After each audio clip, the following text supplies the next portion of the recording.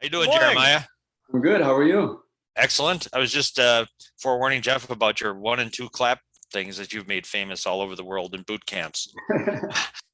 Yeah, I'm going to end my call with that today. Excellent. Excellent. Well, if Jeff makes you angry, that'll be our warning. You give one clap as a warning, two claps, you're like, I've had it. I'm out. So, how you doing? Tell us about yourself. What's your role? I'm good. I'm fitness director at Foreman Fitness now, which means that I play a big role in the types of classes we teach, the types of training we do. One of the biggest changes that we've made recently was just trying to get more classes on our schedule because we have a very good problem right now. We are getting very, very busy. So many people are coming in and our classes are so big that we have to get more trainers and more classes on our schedule, which is a great problem to have. Definitely. And you're taking credit for all that, right? I am not taking credit for that. No, I first got to work out under Jeremiah in the summer. Those free boot camps that you had? Yeah, Yeah. They're kind of a tease into getting you in but they were awesome. So you'd have like 50 people out there, and he's like, "No problem, we'll do this, we'll do this, we'll do this." He was a man who could master the masses, which was fantastic. A lot of practice. A lot of practice. Excellent. So do you have a specific subject you want to talk about today and focus on for today's segment? Yeah, I figured we could talk about, if you're a beginner to exercise, kind of the processes your body goes through in the order of the results you get when you start to exercise. Okay, well, I'm not going to say any names, but my partner could really listen to this. This would be great for him. I'm a man who's made of many donuts. Helps. So go ahead, Jeremiah. Tell us about getting started. Yeah, so typically, it's unfortunate, but a lot of people fall off. And one thing that makes people fall off is the lack of instant gratification you get from exercise. We want results fast. We want to see them tomorrow. We want that fast fix. That's why those ads and those fad results market so well. But unfortunately, things take time. But we do know the actual lengths of time that on average you can expect to see these results. So my goal has been always to tell new people at the gym, this is kind of your timeline. If you can make it this long, you should start to see some sort of result by then. And I feel like it's made a big difference. You're going to say something? No, I was just going to say, no, interesting. Keep going. You got me. The first results you're going to start seeing when you start exercise and when there's like an equal balance of cardiovascular training or cardio training in general and resistance training and or flexibility training, so stretching, mobility, all that kind of stuff. When you first start having any sort of equal balance exercise, the first results you see are flexibility, strength, and power. And the reason that you see those three things as opposed to other things is those are neuromuscular. So it's your brain's ability to connect to your muscles, your brain's ability to connect to the joints and the tendons in that area. Flexibility has less to do with muscles and more to do with your brain's ability to let your tendons and so we have Golgi tendon organs and muscle spindles that are tension receptors. When your muscle starts to stretch too much, it says, oh, that's too much, and it makes you bounce back. It's kind of like a reflex. When you practice your breathing, you can make that relax more so you can stretch farther and farther. With practice, you get more flexibility. With strength, you can build strength without actually getting bigger muscles, which is why people who weigh less than me, are smaller than me, have less muscle than me, can still be stronger than me. You can get stronger without building bigger muscles. So strength is your brain's ability to connect to your muscles. The more connections it has and the faster those connections are, the stronger you get without your muscles even getting bigger. And then last is power, which is really just the speed of those connections. The faster you can produce that movement, the more power you have. Power is your ability to produce a force rapidly. So that's all about your brain muscle connection, and that changes immediately. That can be within the first day of training or within about the span of a week. If I were to have you do a flexibility exercise at the start of your workout and then do it again at the end, you'd be more flexible. There's some learning bias to that too, so it's not necessarily like there's been a physiological change. That could just be the psychological aspect of it, but flexibility changes immediately. If I were to have you try an exercise that you struggle with to get 5 reps with, and have you try it again at the end of the week, you might be able to get 6 or at least get those 5 easier. And it's not going to be a world of difference immediately, but strength changes pretty quickly. So that's about your 1 to 2 week range. Now we're starting to get to about 2 or 3 weeks, up to 4 weeks even. So I'll make a bigger window. Between 2 and 4 weeks, you start to see cardiovascular performance changes. You have more energy, you have longer endurance, more stamina. You can run farther and you burn less calories in the same amount of time. So it's taking less effort to get you to do the same amount of distance or run the same speed. Then you start to get muscle endurance. Muscle endurance is basically your ability to push through that burning sensation your muscles get. That's your lactate threshold. Lactate builds up in the muscles, and that's not what causes the burning sensation. That's basically, the burning sensation comes from your muscles suffocating from lack of oxygen, because lactate is filling into those oxygen receptors where muscles would get their energy from. So your ability to work through the anaerobic meaning no air, your muscles suffocating longer, your ability to work through that gets better. So you can work through the burn longer. So you get better muscle endurance. And then after that, at about 4 weeks is when you start to see fat loss. So you'll see weight loss within the first 4 weeks. And weight loss does not necessarily mean you've lost any fat. It could be hormone regulation, it could be waste products, it could be water weight fluctuations. So you'll see a lot of weight fluctuations, but not necessarily any actual loss. Fat loss takes about 4 weeks to begin. Some people it might take longer, some people it might take way longer, and some people might start to see it sooner. It depends on your experience, the amount of muscle you have, and a whole lot of variables at it. But we know on average about 4 weeks for you to start to see fat loss. It's very important to be aware of. And that's due to your metabolism. Metabolism is controlled by so many factors. It's a very, very complex subject, but one of the simplest ways to think about it is your metabolism is faster if you have more muscle. More muscle equals faster metabolism. More muscle means you'll burn fat faster. Now gets the difficult part, where hypertrophy, which is muscle growth. This can take up to 5 months, which is 20 weeks. That is 20 weeks without seeing bigger muscles. Whether you're aware of the fact that you want bigger muscles or not, you do. If you want to be able to burn more fat, you're going to want more muscle, which means that sometimes it can take up to 20 weeks to build enough muscle mass that you can start to burn off fat. So that 4-week window could be wrong for you. You might not have enough muscle mass to start burning fat fast enough. So you might need to wait 20 weeks. And that's due to muscle protein storage. So when you start to exercise muscles and they get sore and you have those micro tears that begin to repair, muscle or protein gets stored in those muscles. And when you're not actively using your muscles through resistance training, the protein storage doesn't have the same effect as it does when you are, which is why it takes 20 weeks for that protein to store up, which is why diet has such a big impact as well. So with all that information at play, it's kind of a spectrum too. Many people struggle with fat loss. It's a very common goal for a lot of people. And depending on your experience with exercise, the amount of muscle mass you have, there's different routes you might take to get there. So for example, people will often go to cardio when they first hop in the gym, because that's the easiest thing to do. Everybody knows how to do cardio. Most people know how to walk. If you can walk, you can do cardio. That's low intensity cardio. If you can walk, there's a good chance you can run at some sort of speed or do interval training, blah, blah, blah. It tends to work really good at the start. People will start doing cardio and they'll see a ton of fat come off their body, a ton being relative. You might see 20, 30 pounds come off your body. But then there's a plateau and you stop seeing results. And that's because you haven't done resistance training, which means that you've lost weight, which means you've lost fat and muscle. If you lose too much muscle, you stop losing the fat because you don't have the metabolism anymore where you did before. Mitochondria are in the muscle, and that's what burns calories. That's the powerhouse of the cell.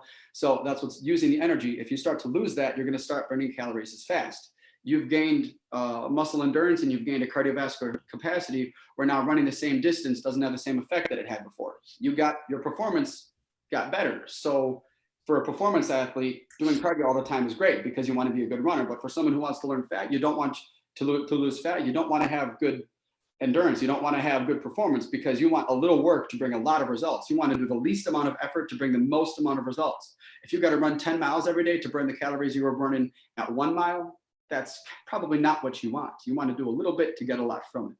Does that make sense? It does. And it's almost counterintuitive when you said you don't want performance to be too good because then you're not going to get the results you want, which would be like, what? Wait a minute. But I suppose you get a lot of people looking at you like they're saying to themselves, sure. But it's true, right? I mean, how do you get people past that block that I just put out there? Yeah. So if you want to be an athlete, you want great performance, no doubt. Absolutely. But if your goal is to lose fat, which is a very common goal and not a bad goal, it is a very common goal to have. You want an inefficient body. You want a body that burns through calories like nothing. So you start burning off those calories. If you want to burn off fat, if you want to be a person who runs 10 miles often or has to run really, really far to burn a lot of calories, that absolutely can be you. But if you want to do the least amount of work to get the most amount of results, meaning the most amount of fat loss, you're going to want a whole lot of resistance training in your regimen. So that way you burn calories at rest and in your sleep.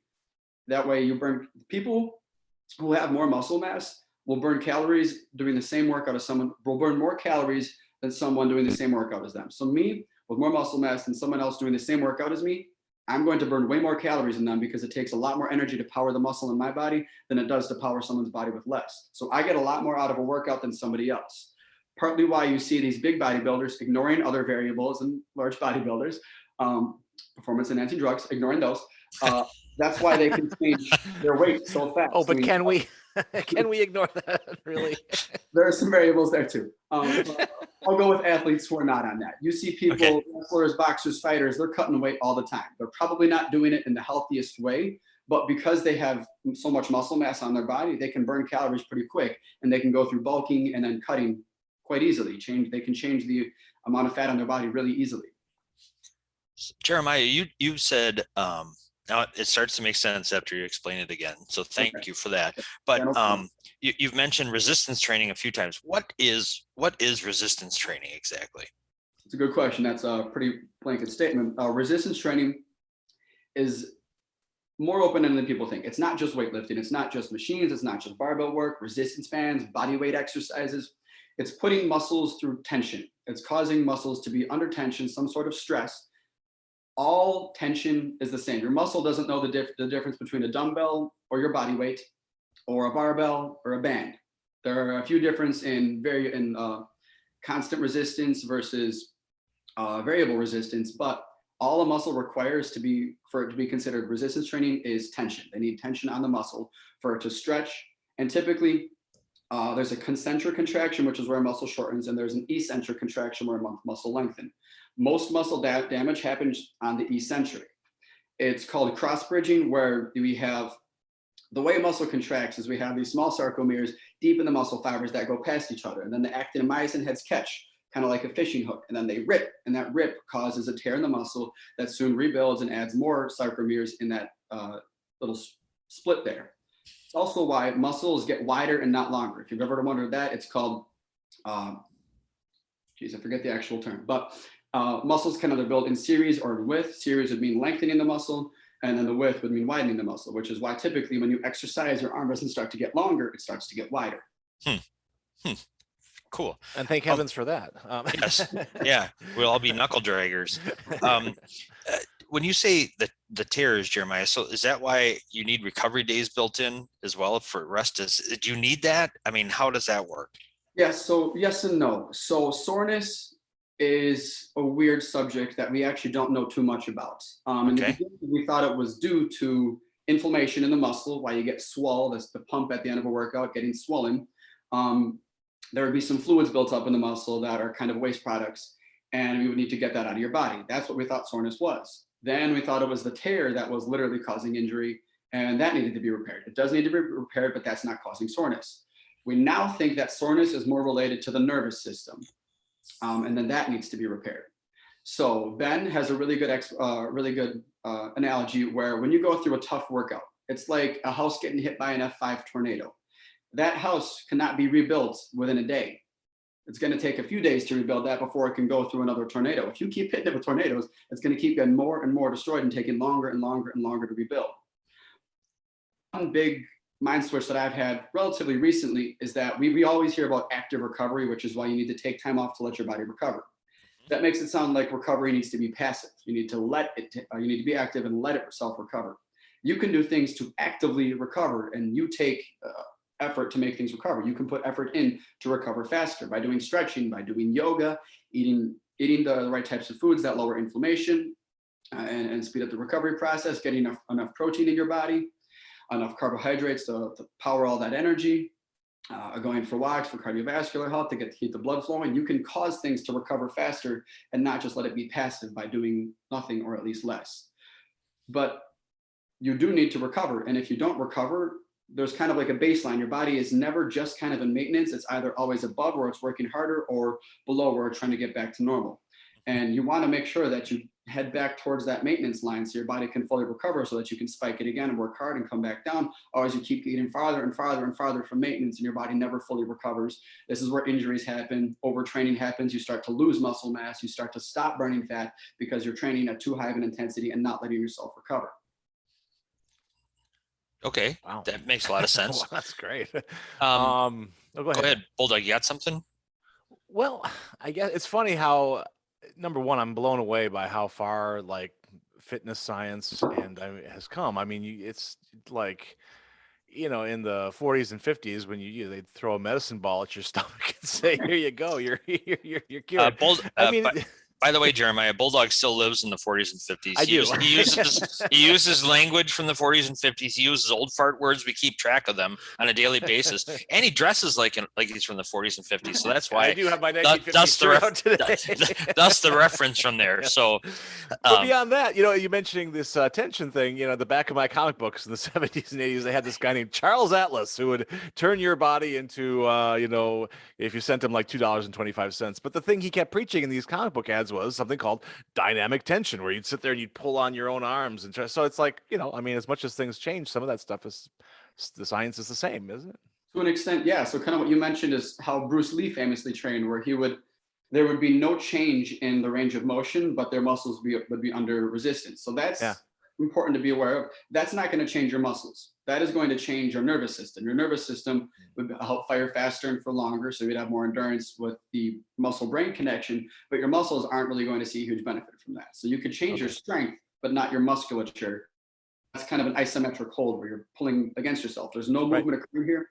There's no joint angle change, but there is some resistance and tension on the muscle, which causes brain to muscle change. Yeah. Okay, that's great. That's amazing. It is amazing. Blown away.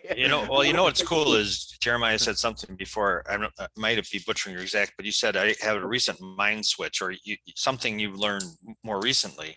Yeah. And to me, that's so important that a really good trainer doesn't think they know it all, because you have to keep learning and you keep getting more facts. And so as you get more facts, you may change what you're teaching based on more evidence. Exactly. I was about to say that. One of the issues of being in this industry is kind of like you said, we constantly find out everything we know is wrong. I would not be surprised in 5 years if I find out everything I just told you has changed. And at this point, it's not necessarily that we think things are wrong, but we find better ways to do things. So what I know right now will not be enough information to be a good trainer 5 or 10 years from now. So we constantly have to keep learning. And one of the biggest advantages that I've learned in here and that I've tried to teach is that it's okay to not know. If you don't lie that you know something, if you don't know it, don't say it. Figure it out, look it up. The answer is probably out there somewhere you can figure out, but it's okay to not know the answer to these things. So there, Jeff and I runs completely counter to Jack Hankey's approach to life, but that's fine. Don't worry. Yeah, I'm dealing with you.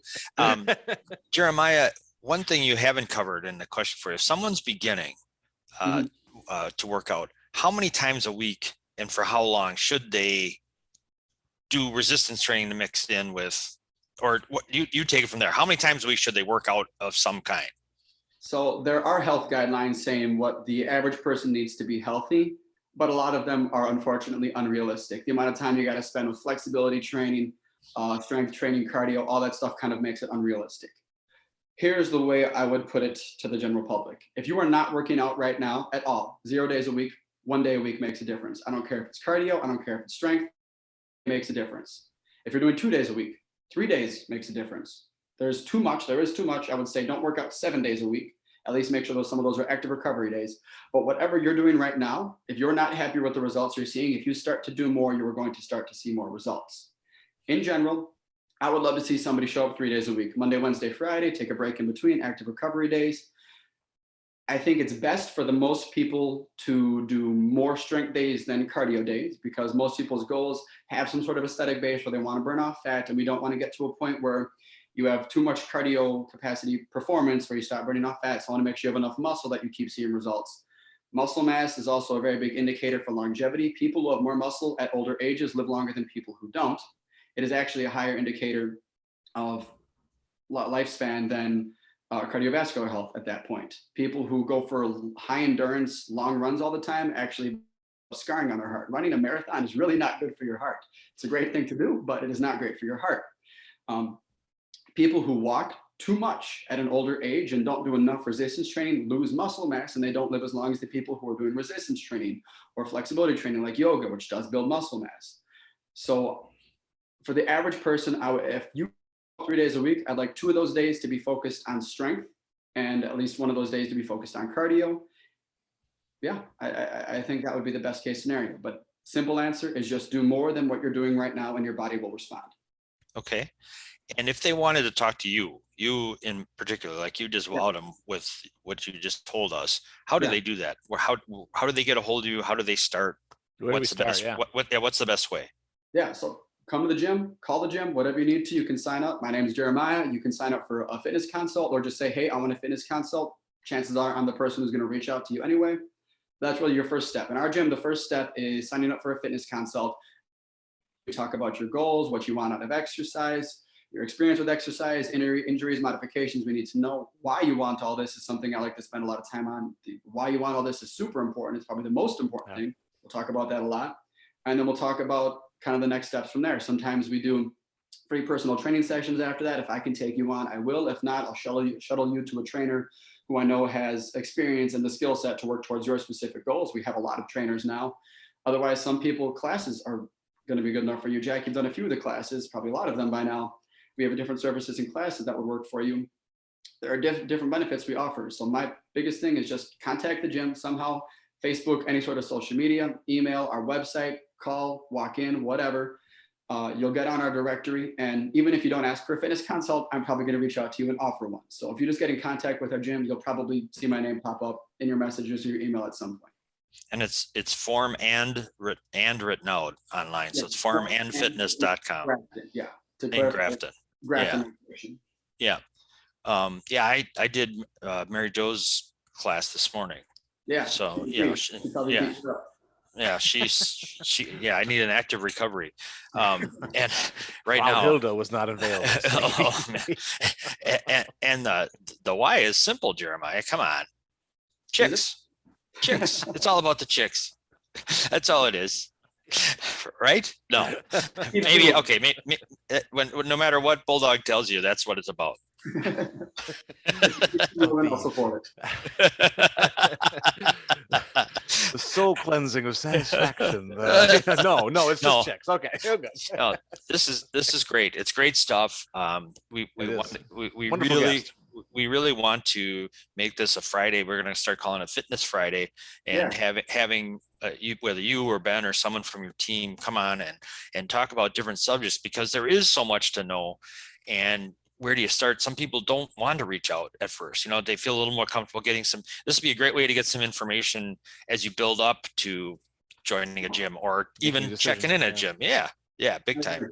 I love that. I think this is something we should do. Okay, cool.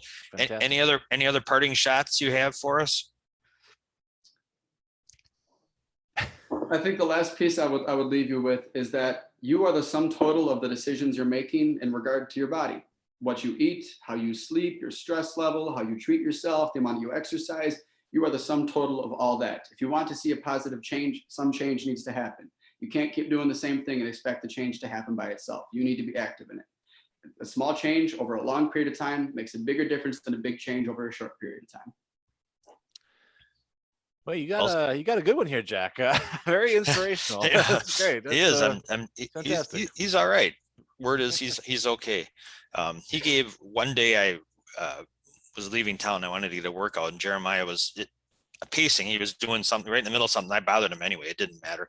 And I asked him if he could do personal training. He's like, no, but I can. Do you want to work out? And I said, yeah. And he just wrote it down. And then Margot and I did it, and it was a killer. And then like 2 or 3 weeks later, he comes back over. How did that work out for you? It's like, we just did it again. It's still killer. So there's somebody who takes is very invested in it, and someone who cares. I think the caring thing is a big part of it. I think you can hear it in his voice. He's not just like, do this, do that. He's into it, man. So if you, I would say, and I've been a member of that gym since they were in a construction trailer while it was still being built.